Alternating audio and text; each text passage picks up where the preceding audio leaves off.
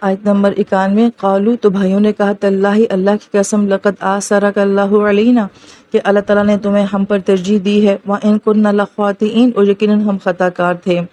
اس آیت کے بارے میں بھی دو طرح کی رائے ملتی ہیں کہ کیا انہوں نے واقعی یہ بات دل سے کہی ہے یا ابھی بھی وہ دل سے یہ بات تسلیم نہیں کر رہے ہیں۔ جب آپ ڈیٹیل تفسیر پڑھتے ہیں تو وہاں پہ دونوں طرح کی رائے آپ کو مل جائیں گی، لیکن مشہور رائے کے مطابق یہاں پہ آثرا کا جو معنی بیان کیا جاتا ہے کہ کسی چیز کا اثر قائم ہو جانا، نشان رہ جانا، جیسے ہم آثار قدیمہ کہتے ہیں، اور آثار وہ نشان ہوتے ہیں جو کہ ریت کے اوپر کسی کے چلنے سے پڑ جاتے ہیں، پھر ہوا سے جو ہیں وہ مٹ جاتے ہیں۔ تو یہ کہا جا رہا ہے کہ ہم نے تمہیں ایک اثر بنانے کی کوشش کی تھی کہ تمہارا نام مٹ جائے گا، تمہاری شخصیت مٹ جائے گی، اور تم ہماری فیملی، ہمارے خاندان سے جو ہے پھر نام و نشان ہو جاؤ گے۔ تو گویا کہ اس کے باوجود یہ ہوا کہ اللہ تعالیٰ نے تمہیں ہم پہ ترجیح دے دی ہے اور ہمارا نام جو ہے وہ ایک نشان کی طرح مٹ جائے گا۔ لہٰذا آج بھی دنیا جو ہے وہ ان تمام بھائیوں کے نام جو ہے وہ اس طریقے سے نہیں جانتی جس طرح کہ وہ یوسف علیہ السلام کو جانتی ہے۔ تو جنہوں نے کسی کو بے نام و نشان کرنے کی کوشش کی تھی وہ خود گمنام ہو گئے ہیں اور اللہ تعالیٰ نے ان کو ترجیح دے دی ہے۔ تو یہاں پہ آثرا کا جو ہے وہ ترجیح کے معنوں میں ہے۔